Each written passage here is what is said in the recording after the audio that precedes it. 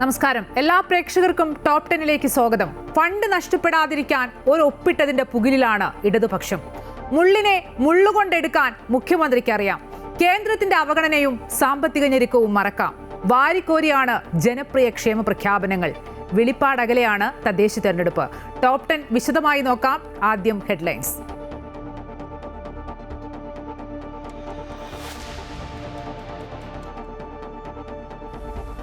ക്ഷേമനിധി board പെൻഷനുകൾ, circus, അവശ കലാകാര പെൻഷനുകൾ 1600 400 രൂപ കൂടി ഉയർത്തി പ്രതിമാസം 2000 രൂപയായി വർദ്ധിപ്പിച്ചതായി പ്രഖ്യാപിക്കുകയാണ്.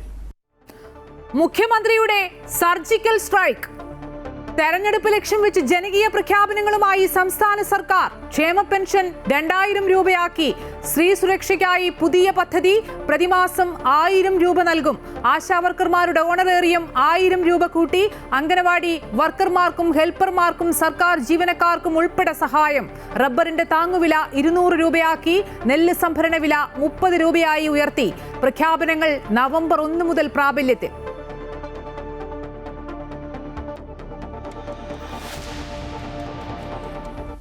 പദ്ധതിയുമായി ബന്ധപ്പെട്ട് നടപ്പാക്കുന്നത് സംബന്ധിച്ച് റിവ്യൂ നടത്താൻ തീരുമാനിച്ചിട്ടുണ്ട്.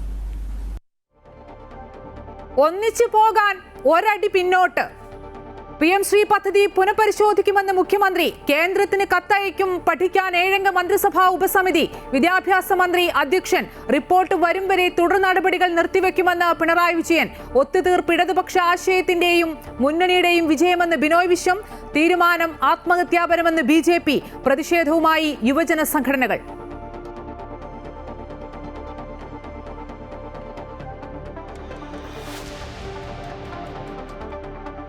SIR-നെതിരെ ഒറ്റക്കെട്ട്. തീവ്ര വോട്ടർ പട്ടിക പരിഷ്കരണത്തിൽ നിയമപോരാട്ടത്തിനൊരുങ്ങി സംസ്ഥാന സർക്കാരും പ്രതിപക്ഷവും. തിടുക്കം ആശങ്കയുണ്ടാക്കുന്നുവെന്ന് മുഖ്യമന്ത്രി. നവംബർ 5-ന് സർവകക്ഷി യോഗം.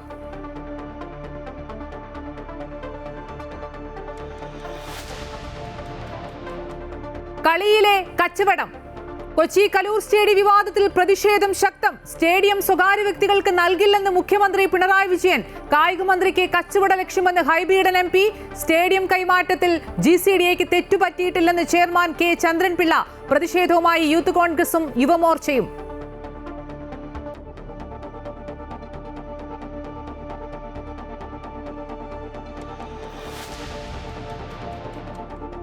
പാളം അരികെ. നെടുമ്പാശ്ശേരി റെയിൽവേ സ്റ്റേഷൻ നിർമ്മാണത്തിന് കേന്ദ്ര അനുമതി. 2 വർഷത്തിനുള്ളിൽ നിർമ്മാണം പൂർത്തിയാക്കുമെന്ന് കേന്ദ്രമന്ത്രി ജോർജ് കുര്യൻ. വന്ദേ ഭാരതിന് ഉൾപ്പെടെ സ്റ്റോപ്പ്.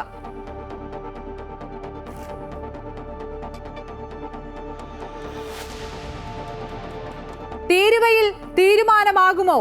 ഇന്ത്യയുമായി ഉടൻ വ്യാപാര കരാറിൽ ഒപ്പിടുമെന്ന് അമേരിക്കൻ പ്രസിഡന്റ് ഡൊണാൾഡ് ട്രംപ്. മോദിയോട് ആദരവെന്നും പ്രധാനമന്ത്രി കണിശക്കാരനായ വ്യക്തിയെന്നും ട്രംപ്. ട്രംപിന്റെ പരാമർശം അപെക് ഉച്ചകോടിയിൽ.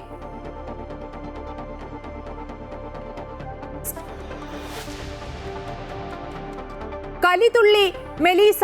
ജമൈക്കയിലും ക്യൂബയിലും ആഞ്ഞടിച്ച് മെലീസ ചുഴലിക്കാറ്റ്. 28 മരണം. വൈദ്യുതി വാർത്താവിനിമയം തടസ്സപ്പെട്ടു. ജമൈക്കയുടെ ഭൂരിഭാഗവും ഇരുട്ടിൽ. ക്യൂബയിലും ഹെയ്ത്തിയിലും കനത്ത നാശനഷ്ടം. കാറ്റ് വീശിയത് 185 കിലോമീറ്റർ വേഗതയിൽ.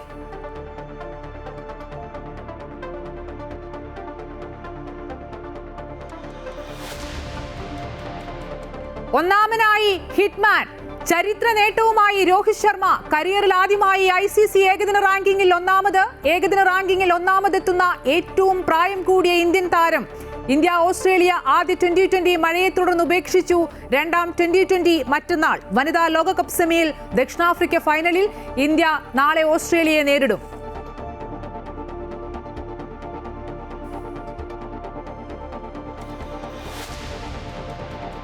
പരീക്ഷയ്ക്കൊരുങ്ങാം.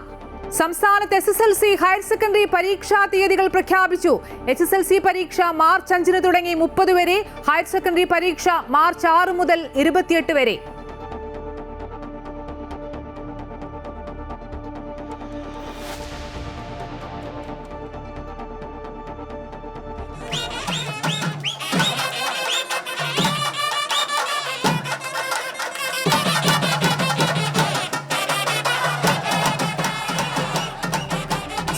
ഫസ്റ്റ് ഡേ അറിയാം പാട്ടിന്റെ പഴമ.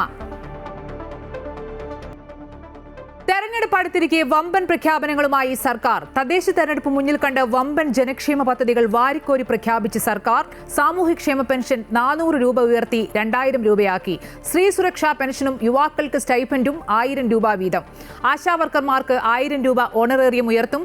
സർക്കാർ ജീവനക്കാരുടെയും പെൻഷൻകാരുടെയും DA കുടിശ്ശിക 1 ഗഡു അടുത്ത മാസം നൽകും.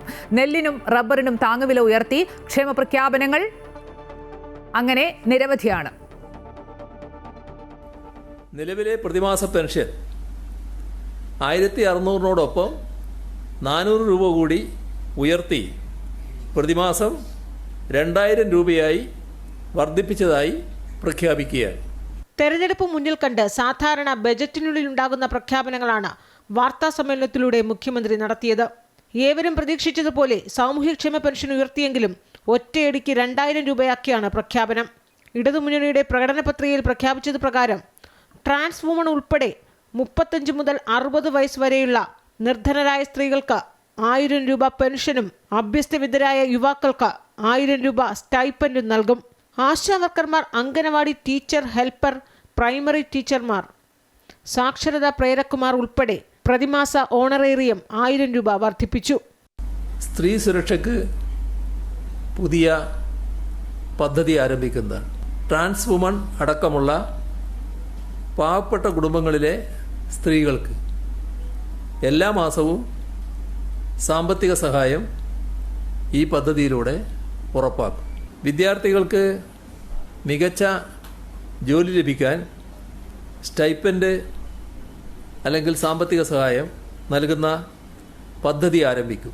ഈ സാമ്പത്തിക വർഷം തന്നെ 1 ഗഡു DR കൂടി അനുവദിക്കുന്നതായി പ്രഖ്യാപിക്കുകയാണ്.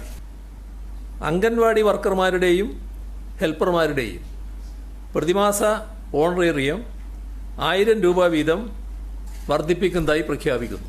ആശാവർക്കർമാരുടെ പ്രതിമാസ ഓണറേറിയം 1000 രൂപ വർദ്ധിപ്പിക്കും. ജീവനക്കാരുടെയും പെൻഷൻകാരുടെയും DR കുടിശ്ശിക 4% ഉയർത്തി 1 ഗഡു നവംബറിൽ നൽകും. കർഷകർക്കും കൈത്താങ്ങുണ്ട്. നെല്ലിന്റെ സംഭരണ തുക 30 രൂപയായും റബ്ബറിന്റെ താങ്ങുവില 200 രൂപയായും വർദ്ധിപ്പിച്ചു. നിർമ്മാണ തൊഴിലാളി ക്ഷേമനിധിയിലെയും അംഗനവാടി ടീച്ചേഴ്സ് ആൻഡ് ഹെൽപ്പേഴ്സ് ക്ഷേമനിധിയിലെയും പെൻഷൻ കുടിശ്ശിക മുഴുവൻ കൊടുത്തു തീർക്കും. ഈ ആനുകൂല്യങ്ങളൊക്കെയും നവംബർ 1 പ്രാബല്യത്തിൽ വരുമെന്നും മുഖ്യമന്ത്രി അറിയിച്ചു. അതേസമയം സാമ്പത്തിക പ്രതിസന്ധിക്കിടയിലും ക്ഷേമ പദ്ധതികൾ നടപ്പാക്കാൻ സർക്കാരിന് തികഞ്ഞ ആത്മവിശ്വാസമുണ്ടെന്നാണ് ധനമന്ത്രിയും വിശദീകരിച്ചത്.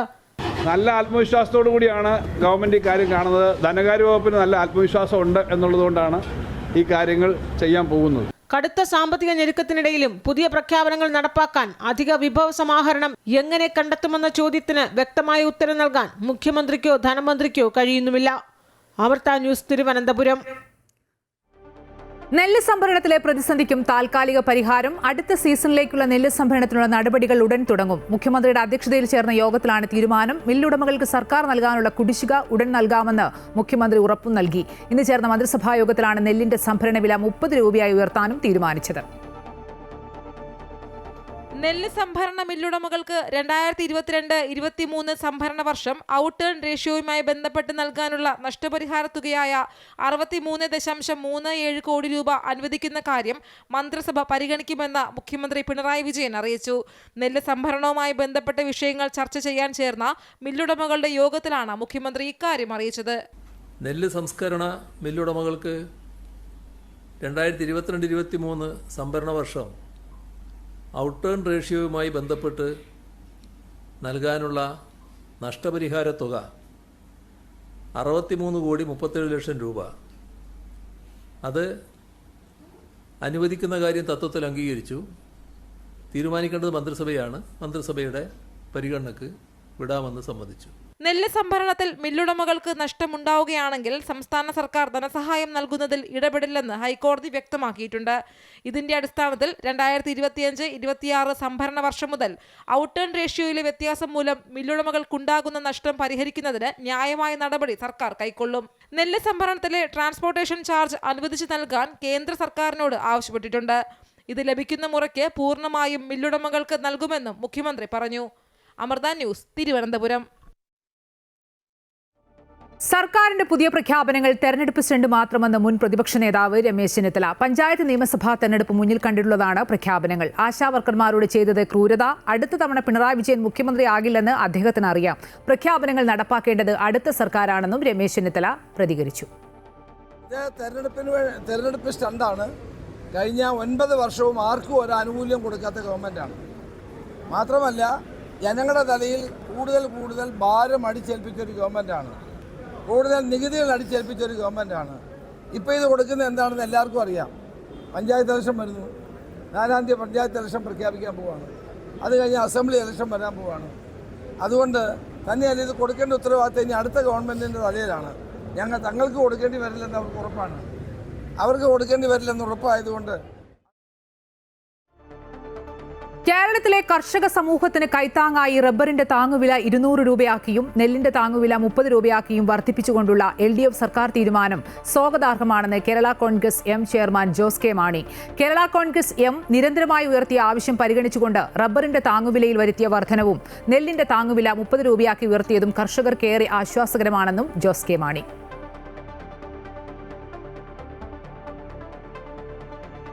എന്തായാലും കൂടുതൽ വിവരങ്ങളുമായി അൻഫിലിറ്റ് ഡിസൂസ ചേരുന്നുണ്ട്. അൻഫിലിറ്റ്, 3ാം ഭരണം ഉറപ്പിക്കുകയാണോ ഈ സർക്കാർ ജനപ്രിയ പ്രഖ്യാപനങ്ങളിലൂടെ? അതായത് പിണറായി 3.0 ഈ ജനക്ഷേമ പദ്ധതികളൊക്കെ വോട്ടാകുമോ?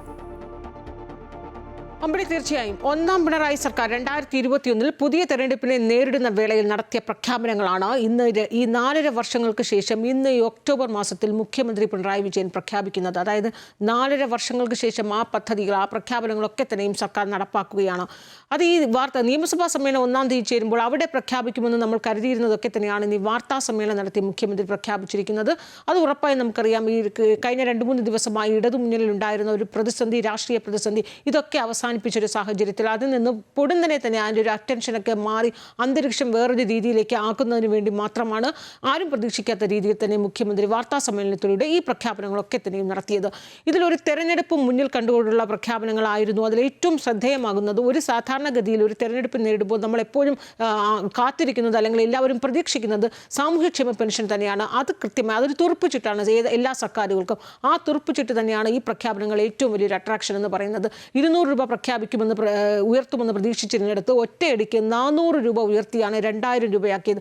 അതോടൊപ്പം തന്നെയും ബാക്കി എല്ലാ മേഖലകളിലും, അതായത് ഒരു സർക്കാരിൻ്റെ കൈത്താങ് എവിടെയൊക്കെ പ്രതീക്ഷിക്കുന്നു ആ മേഖലകളിലൊക്കെ തന്നെയും വേണ്ട രീതിയിലുള്ള ഓണറേറിയം വർദ്ധിപ്പിക്കുന്ന അടക്കമുള്ള എല്ലാ കൈത്താങ്ങും എല്ലായിടത്തും, അത് കർഷകരുടെ മേഖലയിലായാലും മറ്റെല്ലാ ജീവനക്കാരുടെ, അതായത് സർക്കാർ ജീവനക്കാരുടെയും പെൻഷൻകാരുടെയും DA കുടിശ്ശിക വർദ്ധിപ്പിക്കുന്ന അടക്കമുള്ള എല്ലാ മേഖലകളിലുമൊക്കെ തന്നെയും സർക്കാരിൻ്റെ കൈത്താങ് ഉണ്ട് എന്ന് വരുത്തി തീർക്കുന്ന രീതിയിലുള്ള വമ്പൻ പ്രഖ്യാപനങ്ങളാണ് മുഖ്യമന്ത്രി നടത്തിയിരിക്കുന്നത്. ഉറപ്പാണ് ഇത് തെരഞ്ഞെടുപ്പിന് വേണ്ടി സജ്ജമായിരിക്കുന്നു. അതായത് ഇടതുമുന്നണി തെരഞ്ഞെടുപ്പ് കളത്തിലേക്ക് ഇറങ്ങിക്കഴിഞ്ഞിരിക്കുന്നു എന്ന് കൃത്യമായ സന്ദേശം നൽകുന്ന രീതിയിൽ തന്നെയുള്ള പ്രഖ്യാപനങ്ങളാണ് ഇന്ന് മുഖ്യമന്ത്രി നടത്തിയത്. മാത്രമല്ല അടുത്തയാഴ്ച വരാൻ പോകുന്ന തെരഞ്ഞെടുപ്പിൻ്റെ വിജ്ഞാപനം വരുമെന്നൊക്കെ അറിയാം. ആ വിജ്ഞാപനത്തിന് മുന്നോടിയായാണ് ഈ രീതിയിലുള്ള പ്രഖ്യാപനങ്ങൾ. ഇത് തദ്ദേശ തെരഞ്ഞെടുപ്പിനെ മുന്നിൽ കണ്ടുള്ള പ്രഖ്യാപനം എന്നതിനപ്പുറത്തേക്ക് നിയമസഭാ തെരഞ്ഞെടുപ്പ് തന്നെയാണ് സർക്കാർ മുന്നിൽ കാണുന്നത്. അതായത് ഇനി ഒരു നിയമസഭാ തെരഞ്ഞെടുപ്പിന് 5 മാസം മാത്രം ബാക്കി നിൽക്കെ 2026 മാത്രമാണ് ലക്ഷ്യമിടുന്നത്. അതിൻ്റെ ഒരു സെമി ഫൈനലാണ് ഈ തദ്ദേശ തെരഞ്ഞെടുപ്പ് എന്ന് എല്ലാവർക്കും അറിയാം. അതിനുവേണ്ടി വീണ്ടും ഒരു 3ാം പിണറായി സർക്കാർ, അതിനപ്പുറത്തേക്ക് മറ്റൊന്നും ഇപ്പോൾ ആലോചിക്കുന്നില്ല.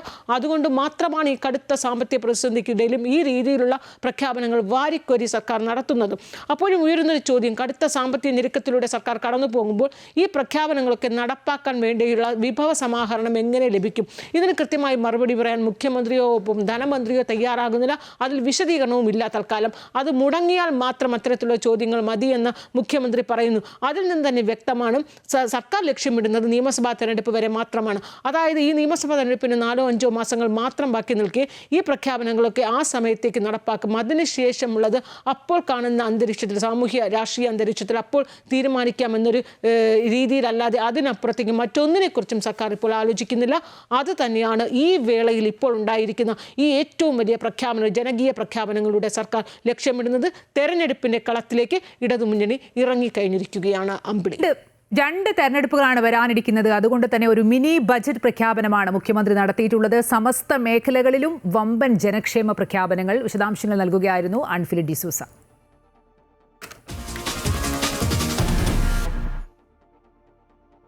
PM ശ്രീ പദ്ധതിയിൽ CPIക്ക് വഴങ്ങി CPM. PM ശ്രീ പദ്ധതി സർക്കാർ തിരക്കിട്ട് നടപ്പാക്കില്ല. പദ്ധതി മരവിപ്പിക്കാൻ കേന്ദ്രത്തിന് കത്തയക്കും. പ്രശ്നം പഠിക്കാൻ 7-അംഗ മന്ത്രിസഭാ ഉപസമിതി. പദ്ധതിയിൽ നിന്ന് പിൻവാങ്ങിയതോടെ മന്ത്രിസഭാ യോഗത്തിൽ നിന്ന് മന്ത്രിസഭാ യോഗത്തിൽ CPI മന്ത്രിമാർ പങ്കെടുത്തു. അതേസമയം വിവാദങ്ങളിലെ അതൃപ്തി മുഖ്യമന്ത്രി വാർത്താസമ്മേളനത്തിൽ പ്രകടിപ്പിക്കുകയും ചെയ്തു. PM ശ്രീ പദ്ധതിയുമായി ബന്ധപ്പെട്ട് ധാരണാപത്രം ഒപ്പിട്ടപ്പോൾ അതുമായി ഒട്ടേറെ വിവാദങ്ങളും ആശങ്കകളുമൊക്കെ ഉയർന്നു വന്ന സാഹചര്യം കണക്കിലെടുത്ത് ആ പദ്ധതി നടപ്പാക്കുന്നത് സംബന്ധിച്ച് റിവ്യൂ നടത്താൻ തീരുമാനിച്ചിട്ടുണ്ട്. ഈ കാര്യം പരിശോധിച്ച് റിപ്പോർട്ട് ലഭ്യമാക്കുന്നതിന് 7 അംഗങ്ങളുള്ള ഒരു മന്ത്രിസഭാ ഉപസമിതിയും രൂപീകരിച്ചിട്ടുണ്ട്. നമ്മുടെ ഈ കാര്യങ്ങളുമായി ബന്ധപ്പെട്ട് PM ശ്രീ നടപ്പാക്കുന്നതുമായി ബന്ധപ്പെട്ടുള്ള തുടർ നടപടികൾ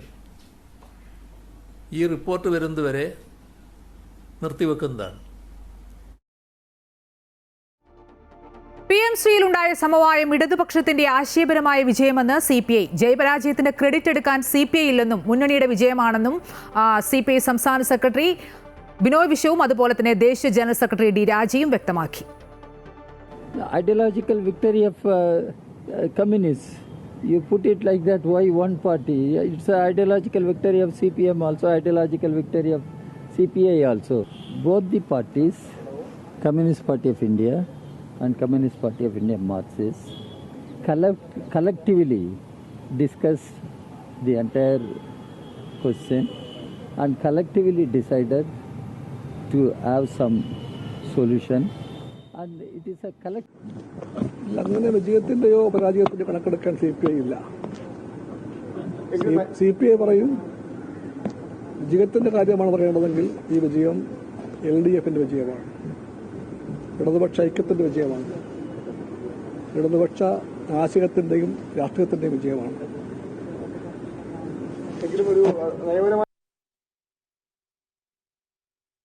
BJPയും CPMും തമ്മിലുള്ള അന്തർധാരയാണ് PM ശ്രീയിൽ കണ്ടതെന്ന് കോൺഗ്രസ് ആവർത്തിച്ചു. CPIയെ CPM കബളിപ്പിക്കുകയായിരുന്നുവെന്ന് രമേശ് ചെന്നിത്തല. MOU ഒപ്പിട്ട ശേഷം എങ്ങനെ റദ്ദാക്കുമെന്നും രമേശ് ചെന്നിത്തല. ഒരു കാര്യം മനസ്സിലാക്കണം, ഇത് BJPയും CPMും തമ്മിലുള്ള അന്തർധാരയാണ്. അതിൻ്റെ അടിസ്ഥാനത്തിലാണ് PMC പദ്ധതി ഒപ്പിട്ടത്. ഇവരേതായാലും റദ്ദാക്കുമെന്നുള്ള വിശ്വാസമൊന്നും എനിക്കില്ല. തൽക്കാലം CPIയെ കബളിപ്പിക്കാൻ വേണ്ടി ചെയ്തൊരു പണിയാണ്. MOU സൈൻ ചെയ്തിട്ട് റദ്ദാക്കണമെന്ന് പറഞ്ഞാൽ എവിടെ റദ്ദാക്കാനാണ്? അപ്പോൾ ഇത് തൽക്കാലം അവരെ CPIയെ കബളിപ്പിക്കാൻ ചെയ്തൊരു പണിയായിട്ട് മാത്രമേ ഇതിനെ കണ്ടാൽ മതി. അതിനകത്ത് ഒരു നേട്ടവും ഉണ്ടാവില്ല. വരും ദിവസങ്ങളിൽ നിങ്ങൾക്കത് കാണാൻ കഴിയുന്ന കാര്യമാണ്. PM ശ്രീ പദ്ധതിയിൽ നിന്ന് പിന്മാറാനുള്ള തീരുമാനം ആത്മഹത്യാപരമെന്ന് BJP ദേശീയ നിർവാഹക സമിതി അംഗം PK കൃഷ്ണദാസ്. പാവപ്പെട്ട കുട്ടികളുടെ മൗലികാവകാശത്തിന്റെ നിഷേധമാണിത്. മതമൗലികവാദികളുടെയും തീവ്രവാദി സംഘടനകളുടെയും ഭീഷണിക്ക് മുന്നിൽ സർക്കാർ മുട്ടുമടക്കി. പദ്ധതി നടപ്പാക്കും വരെ പ്രക്ഷോഭമെന്നും കൃഷ്ണദാസ് പറഞ്ഞു. PM ശ്രീയിൽ നിന്ന് പിന്മാറാനുള്ള പിണറായി സർക്കാർ തീരുമാനം ആത്മഹത്യാപരമാണ്. മാത്രമല്ല കുട്ടികളുടെ മൗലികാവകാശങ്ങളുടെ നിഷേധവും കൂടിയാണ്. PM ശ്രീ പദ്ധതിയിൽ ഇന്നും വിദ്യാർത്ഥി സംഘടനകളുടെ പ്രതിഷേധം. UDSF സംസ്ഥാന വ്യാപക വിദ്യാഭ്യാസ ബന്ദ് നടത്തി. ഇതിന്റെ ഭാഗമായി കോഴിക്കോട് മുക്കം ഹൈസ്കൂളിൽ KSU MSF പ്രതിഷേധിച്ചു. തുറന്ന് പ്രവർത്തിച്ച മുക്കം ഹയർ സെക്കൻഡറി സ്കൂൾ അടയ്ക്കണമെന്നാവശ്യപ്പെട്ട് പ്രവർത്തകർ സ്കൂൾ ഓഫീസ് ഉപരോധിച്ചത്. UDSF പ്രവർത്തകർ കോഴിക്കോട് DDE ഓഫീസിലേക്ക് നടത്തിയ മാർച്ചിലും നേരിയ സംഘർഷമുണ്ടായി. PM ശ്രീ പദ്ധതിയിൽ ഒപ്പിട്ട സംസ്ഥാന സർക്കാർ തീരുമാനത്തിൽ പ്രതിഷേധിച്ചായിരുന്നു മാർച്ച്. ബാരിക്കേഡ് മറികടന്ന് DDE ഓഫീസിലേക്ക് കടക്കാൻ ശ്രമിച്ച UDSF പ്രവർത്തകരും പോലീസും തമ്മിൽ ഉന്തും തള്ളുമുണ്ടായി. തുടർന്ന് പ്രവർത്തകരെ അറസ്റ്റ് ചെയ്ത് നീക്കി. അതേസമയം PM ശ്രീ പദ്ധതി കേരളത്തിൽ നടപ്പാക്കിയില്ലെങ്കിൽ ശക്തമായ സമരപരിപാടികൾ സംഘടിപ്പിക്കുമെന്ന് ABVPയുടെ മുന്നറിയിപ്പ്. PM ശ്രീ പദ്ധതി റദ്ദാക്കാൻ കേന്ദ്രത്തിന് മാത്രമാണ് സാധിക്കുക. ഒപ്പിട്ട പദ്ധതിയിൽ സംസ്ഥാനത്തിനൊന്നും ചെയ്യാനാകില്ല. CPIയെ സംരക്ഷിക്കാൻ കണ്ണിൽ പൊടിയിടുന്ന നടപടിയാണ് CPM ഇപ്പോൾ ചെയ്യുന്നതെന്നും ABVP. വേണ്ടിയിട്ടാണ് CPIയും ഈ നിലപാട് സ്വീകരിക്കുന്നത്. നമുക്കറിയാം, ഈ പദ്ധതി റദ്ദാക്കണമെങ്കിൽ അത് കേന്ദ്ര സർക്കാരിനെ കഴിയുള്ളൂ. MOU ഒപ്പിട്ടതിന് ശേഷം അത് റദ്ദാക്കണമെങ്കിൽ കേന്ദ്ര സർക്കാരിന് മാത്രമാണ് സാധിക്കുക. കൂടുതൽ വിലയിരുത്തലുകളുമായി അൺഫിലിറ്റ് ഡിസൂസ ചേരുന്നു. അൺഫിലിറ്റ്, ഈ PM ശ്രീ പദ്ധതിയിൽ ഉണ്ടായിരുന്ന രാഷ്ട്രീയ വിവാദം കഴിഞ്ഞ 7 ദിവസങ്ങളിലായി വലിയ രീതിയിൽ ചർച്ച ചെയ്യപ്പെട്ടിരുന്ന വിവാദത്തിനാണ് ഇന്നത്തോടുകൂടി സമാപനമാകുന്നത്. പദ്ധതിയിൽ CPM CPI പ്രതിസന്ധി പരിഹരിച്ചതെങ്ങനെ? CPIയുടേത് അസാധാരണ രാഷ്ട്രീയ വിജയമെന്ന് പറയാൻ സാധിക്കുമോ? അമ്പിളി, അത് തന്നെയാണ്. PM ശ്രീയെ ചൊല്ലി കഴിഞ്ഞ ദിവസങ്ങളിലൊക്കെയും ഇടതുമുന്നണിയിലുണ്ടായിരുന്ന ആ കാറും കോളുമൊക്കെ മാറിയിരിക്കുന്നു. അനിശ്ചിതാവസ്ഥകളൊക്കെ തന്നെ നീങ്ങിയിരിക്കുന്നു, സമവായത്തിലെത്തിയിരിക്കുന്നു. അതായത് മാരത്തോൺ കഴിഞ്ഞ 3 ദിവസമായി ഇടതുമുന്നണിയിൽ CPM-ലും നടന്നിരിക്കുന്ന ഈ മാരത്തോൺ ചർച്ചകൾക്കൊടുവിലാണ് ഒരു സമവായത്തിലെത്തിയിരിക്കുന്നു. അതായത് അത് PM ശ്രീ പദ്ധതിയിൽ നിന്ന് ഏറെക്കുറെ പദ്ധതിയിൽ നിന്ന് പിൻവാങ്ങുന്നു, അല്ലെങ്കിൽ ആ പദ്ധതിയെ മരവിപ്പിക്കാൻ സർക്കാരിനെ കൊണ്ട് CPM-നെ കൊണ്ടൊരു തീരുമാനത്തിലെത്തിക്കാൻ CPIക്ക് കഴിഞ്ഞിരിക്കുന്നു. ഇന്ന് ഈ പകൽ മുഴുവനും ഏറെക്കുറെ മധ്യാഹ്നം വരെ നമ്മൾ കണ്ടത് ഏറ്റവും എല്ലാവരും ആകാംക്ഷയോടെ കാത്തിരുന്നതും ഈ 4 മന്ത്രിമാരും മന്ത്രിസഭാ യോഗത്തിൽ പങ്കെടുക്കുമോ ഇല്ലയോ എന്നുള്ളതായിരുന്നു. ആ ഒരൊറ്റ പോയിന്റിൽ നിന്നായിരുന്നു ഇന്ന് ഈ രാഷ്ട്രീയ കേരളം മുഴുവനും ആകാംക്ഷയോടെ കാത്തിരുന്നത്. ഇന്ന് രാവിലെ 9 മണി മുതൽ MN സ്മാരകത്തിൽ തിരക്കിട്ട ചർച്ച, ഒപ്പം AKG സെന്ററിൽ തിരക്കിട്ട ചർച്ച നടന്നു. MN സ്മാരകത്തിൽ CPIയുടെ അവൈലബിൾ സെക്രട്ടേറിയറ്റ് രാവിലെ ചേർന്നു. എന്ത് തീരുമാനമെടുക്കുമെന്ന് അവർ കൂടിയാലോചന നടത്തുന്നു. അതേസമയത്ത് തന്നെ AKG സെന്ററിൽ അവൈലബിൾ സെക്രട്ടേറിയറ്റും ചേരുന്നത് മുഖ്യമന്ത്രിയും ജനറൽ സെക്രട്ടറി MAB അടക്കമുള്ള നേതാക്കളാണ് ചർച്ച നടത്തിയത്. ഏറ്റവും ഒടുവിൽ ആ ചർച്ചകൾക്കൊടുവിൽ ഈ PM ശ്രീ പദ്ധതിയിൽ നിന്ന് തൽക്കാലം CPI ഈ രീതിയിൽ തന്നെ കടുംപിടുത്തത്തിൽ നിൽക്കുമ്പോൾ PM ശ്രീ പദ്ധതി മരവിപ്പിക്കുക, അല്ലെങ്കിൽ ആ പദ്ധതിയിൽ നിന്ന് ഏറെക്കുറെ പദ്ധതിയുടെ ഉപാധികളൊന്നും അംഗീകരിക്കുന്നില്ല എന്ന രീതിയിൽ കേന്ദ്രത്തിന് കത്തയക്കാൻ ഒരു തീരുമാനം, ഏറ്റവും നിർണായകമായ ഒരു തീരുമാനം സംസ്ഥാന സെക്രട്ടേറിയറ്റ് രാവിലെ കൈക്കൊള്ളുന്നു. ആ തീരുമാനത്തിൽ ഒരു കത്തിൻ്റെ ഡ്രാഫ്റ്റ് ജനറൽ സെക്രട്ടറി CPIയുടെ ദേശീയ സെക്രട്ടറി D രാജയ്ക്ക് MA ബേബി തന്നെ അയക്കുന്നു. അത് കണ്ട് ബോധ്യപ്പെടുന്നു. അതിനുശേഷം ഇവിടെ അവൈലബിൾ സെക്രട്ടേറിയറ്റ് MN സ്മാരകത്തിൽ ചേരുന്നു. നേതാക്കളൊക്കെ തന്നെ CPI നേതാക്കളൊക്കെ ഏറെക്കുറെ അതിനോട് സന്നദ്ധരാകുന്നു, അത് അംഗീകരിക്കുന്നു. അവിടെ അനുരഞ്ജന ചർച്ചയും ഏറെക്കുറെ തെളിഞ്ഞു ആ സമയത്തേക്കും. അതിനുശേഷം നമ്മൾ കാണുന്നൊരു കാഴ്ച എന്ന് പറയുന്നത് ആ സമവായമായി അനുരഞ്ജന ചർച്ചയിലേക്ക് വഴിതെളിയുന്നു. CPIയിൽ നിന്ന് ബിനോയ് വിശ്വം, ഒപ്പം തന്നെ മന്ത്രി K രാജനും രണ്ടുപേരും തിരുവനന്തപുരം AKG സെന്ററിൽ നേരിട്ടെത്തിയാണ് മുഖ്യമന്ത്രിയുമായി കൂടിക്കാഴ്ച നടത്തി. അപ്പോൾ തന്നെ കാര്യങ്ങൾ മനസ്സിലായി, അനുരഞ്ജനമായി കഴിഞ്ഞു. ഇനി അതിനകത്ത് മറ്റൊന്നും ഇനി പറയാനില്ല. മുഖ്യമന്ത്രി കൃത്യമായി തന്നെ മുഖ്യമന്ത്രി ഒരു നിലപാടെടുത്തിരിക്കുന്നു. അതായത് PM ശ്രീ പദ്ധതിയിൽ നിന്ന് ഏറെക്കുറെ പിൻവാങ്ങാൻ സർക്കാർ തീരുമാനിച്ചിരിക്കുന്നു. അങ്ങനെ ആ സമവായ ചർച്ചകൾക്ക് ശേഷം വീണ്ടും CPIയുടെ സെക്രട്ടേറിയറ്റ് പൂർണ്ണതോതിൽ സെക്രട്ടേറിയറ്റ് ചേരുന്നു. മന്ത്രിമാർ പങ്കെടുക്കാമെന്ന് തീരുമാനമെടുക്കുന്നു. 3:30-ക്കുള്ള മന്ത്രിസഭാ യോഗത്തിൽ 4 മന്ത്രിമാരും പങ്കെടുക്കുന്നു. ആ മന്ത്രിസഭാ യോഗത്തിൽ PM ശ്രീ പദ്ധതി അജണ്ടയിൽ വരുന്നു.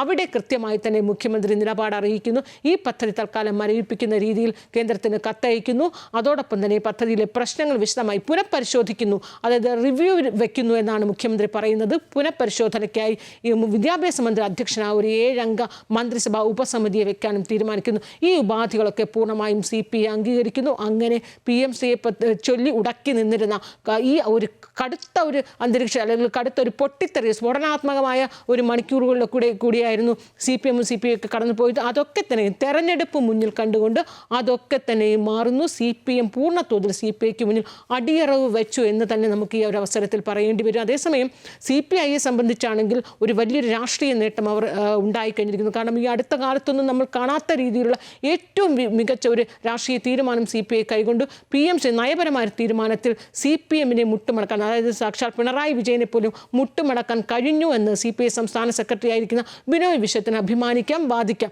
അങ്ങനെ ഒരു രാഷ്ട്രീയ മേൽക്കൈ അവർ നേടിയെന്ന് വാദിക്കാം. മറുഭാഗത്ത് CPM ആകട്ടെ മറ്റൊന്നിനെക്കുറിച്ചും ഇപ്പോൾ ചിന്തിക്കുന്നില്ല. തെരഞ്ഞെടുപ്പ് ആസന്നമായിരിക്കുന്ന ഒരു വേളയിൽ CPI മന്ത്രിമാർ പിണങ്ങി മാറുകയോ ബഹിഷ്കരിക്കുകയോ മുന്നണിയിൽ നിന്ന് മാറി നിൽക്കുകയോ ചെയ്യുന്ന ഏതെങ്കിലും രീതിയിൽ അത്തരത്തിലുള്ള സംഭവം ഉണ്ടാകുകയാണെങ്കിൽ അതിൽ ഉണ്ടാകുന്ന ഒരു തിരിച്ചടി, അതിനുണ്ടാകുന്ന ഒരു പ്രത്യാഘാതം വളരെ വലുതായിരിക്കുമെന്നൊരു കൃത്യമായ ഒരു കണക്ക് കൂട്ടൽ CPM-ലുണ്ടായിരുന്നു.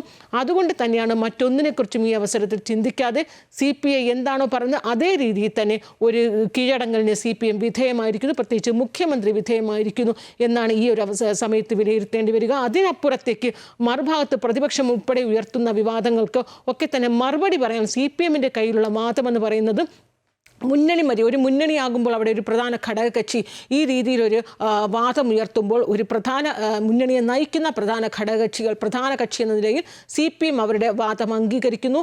അതുകൊണ്ട് തന്നെയും ആ മുന്നണി മര്യാദകൾ ലംഘിച്ചുകൊണ്ട് അവരുടെ വാദവും കൂടി കേട്ടുകൊണ്ട്, അവരുടെ ഭാഗം കേട്ടുകൊണ്ട് അതിന് കൃത്യമായ ഒരു അനുരഞ്ജനത്തിനെത്തി അങ്ങനെ ആ പ്രശ്നം പരിഹരിച്ചു എന്ന് CPM-നും അവകാശപ്പെടാം. എന്തായാലും കൃത്യമായ ഒരു വലിയ രീതിയിലൊരു പൊട്ടിത്തെറിക്ക് പ്രതീക്ഷിച്ചിരുന്നു PMCയെ ചൊല്ലി. ആ പൊട്ടിത്തെറി ഒന്നും തന്നെ ഉണ്ടായില്ല.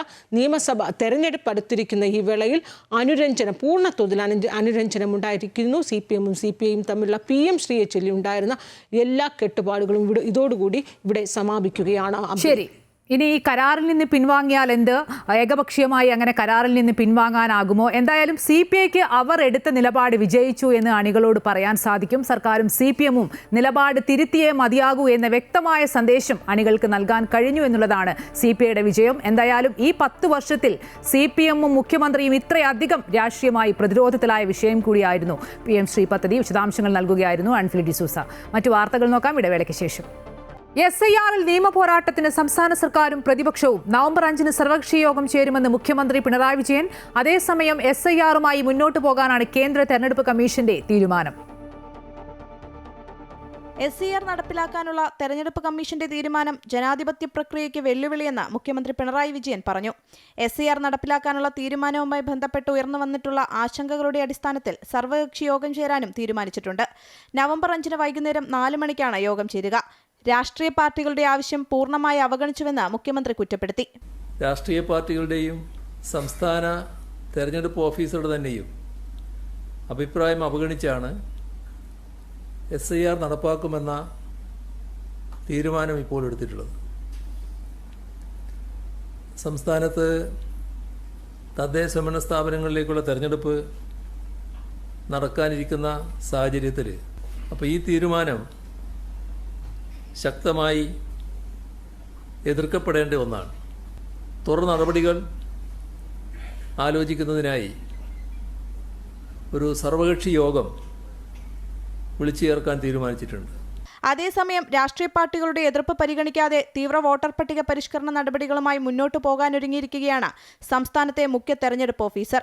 കേരളത്തിൽ വളരെ എളുപ്പത്തിൽ SIR നടപ്പിലാക്കാൻ സാധിക്കുമെന്നും 2025-ലെ വോട്ടർ പട്ടിക പരിഗണിച്ചു തന്നെയാണ് എന്യൂമറേഷൻ ഫോം നൽകാൻ പോകുന്നതെന്നും സംസ്ഥാന തെരഞ്ഞെടുപ്പ് ഓഫീസർ ഡോക്ടർ രത്തൻ യുഗേൽക്കർ പറഞ്ഞു. എൻ്റെ ഒരു റിക്വസ്റ്റ്, നിങ്ങൾ കൂടി ഏതെങ്കിലും സമയത്ത് ഫീൽഡിൽ പോയിട്ട് നിങ്ങൾ കാണണം എന്താണ് നടക്കുന്നതെന്നുള്ളത്. അതുപോലെ തന്നെ നിങ്ങളുടെ ഇലക്ട്രൽ റോളിൽ പേരുണ്ടോ, നിങ്ങൾക്ക് ഏതെങ്കിലും വിധത്തിലുള്ള പ്രയാസങ്ങളുണ്ടോ എന്നുള്ളത് നേരിട്ട് നിങ്ങൾ തന്നെ ബോധ്യപ്പെടണം. അങ്ങനെ ഏതെങ്കിലും വിധത്തിലുള്ള പ്രയാസങ്ങളുണ്ടെങ്കിൽ നമ്മളത് തീർത്താൻ വേണ്ടിയിട്ടുള്ള നടപടി നമ്മുടെ ഭാഗത്തിന് തീർച്ചയായിട്ടും ഉണ്ടാവും. ഇത് വളരെ സിമ്പിൾ ആയിട്ടുള്ള പ്രോസസ്സാണ്. SIR കേരളത്തിൽ നടപ്പാക്കാനൊരുങ്ങുന്നതിൽ ശക്തമായ പ്രതിഷേധവുമായി കോൺഗ്രസും CPM-ഉം രംഗത്തുണ്ട്. തദ്ദേശ തെരഞ്ഞെടുപ്പിനിടെ നവംബർ 4 മുതൽ ഡിസംബർ 4 വരെയാണ് പരിഷ്കരണ നടപടികൾ നടക്കുക. അമൃത ന്യൂസ്, തിരുവനന്തപുരം.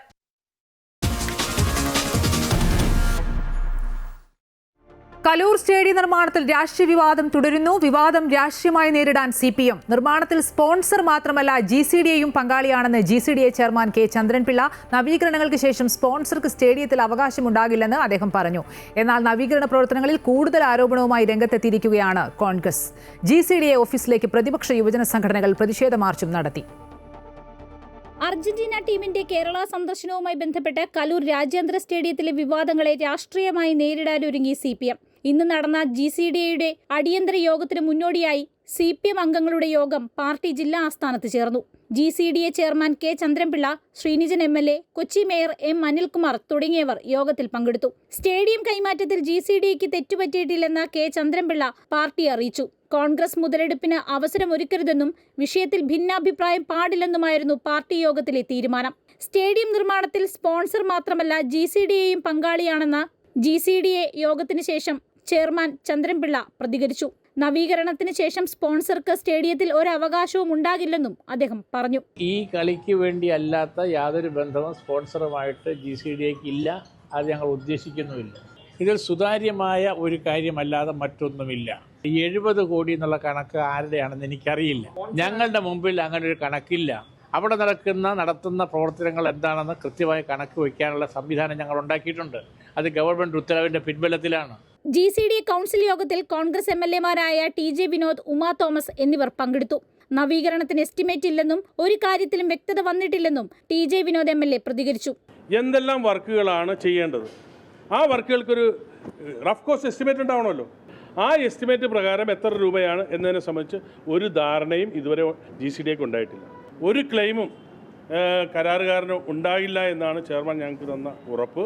അപ്പോൾ ഇതൊന്നും ഒരു സുതാര്യതയില്ലാതെ പോകുന്ന കാര്യം വളരെ ആശങ്കാപൂർവ്വം ജനറൽ കൗൺസിലിൽ ഞങ്ങൾ ഉന്നയിച്ചിട്ടുണ്ട്. അതേസമയം GCDA ഓഫീസിലേക്ക് യുവമോർച്ചയും യൂത്ത് കോൺഗ്രസും പ്രതിഷേധം നടത്തി. കായിക മന്ത്രിയുടെ കോലം കത്തിച്ചുകൊണ്ടായിരുന്നു യുവമോർച്ചയുടെ പ്രതിഷേധം. അർജന്റീന ജേഴ്സി അണിഞ്ഞായിരുന്നു യൂത്ത് കോൺഗ്രസിന്റെ പ്രതിഷേധം. അമൃത ന്യൂസ്, കൊച്ചി. സ്റ്റേഡിയം നിർമ്മാണവുമായി ബന്ധപ്പെട്ട് സ്പോൺസർക്കെതിരെ ആരോപണം ശക്തമാകുമ്പോൾ സ്റ്റേഡിയത്തിൽ സ്പോൺസർക്ക് ഒരു അവകാശവും ഉണ്ടാകില്ലെന്ന് മുഖ്യമന്ത്രിയും വ്യക്തമാക്കി.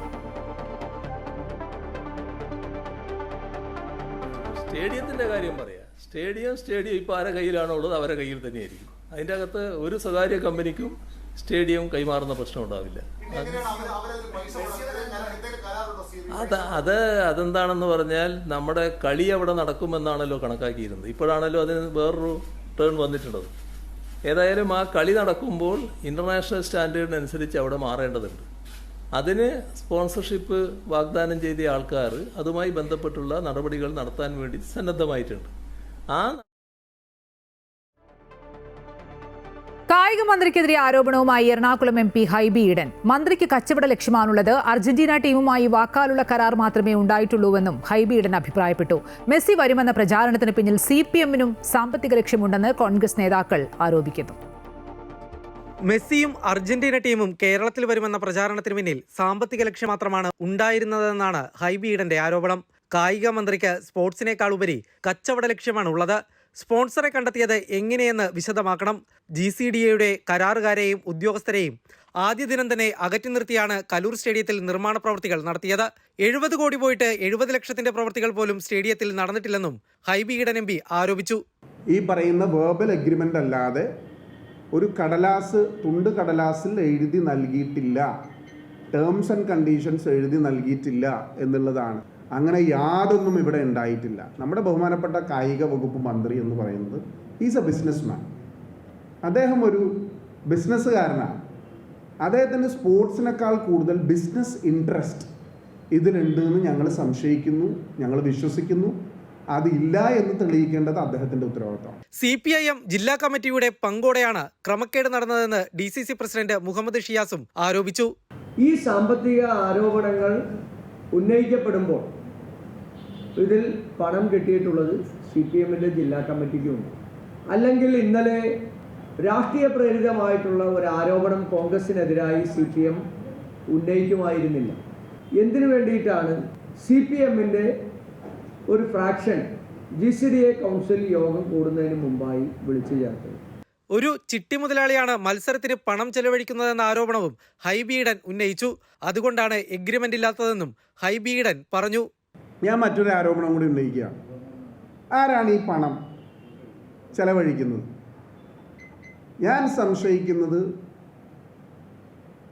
ഒരു ചിട്ടിയുമായി ബന്ധപ്പെട്ടിട്ടുള്ള ഒരാളാണ് ഇതിന് പണം ചെലവഴിക്കുന്നത്. ഒരു ചിട്ടി മുതലാളിയാണ് ഈ പണം ഇറക്കിയിട്ടുള്ളത്.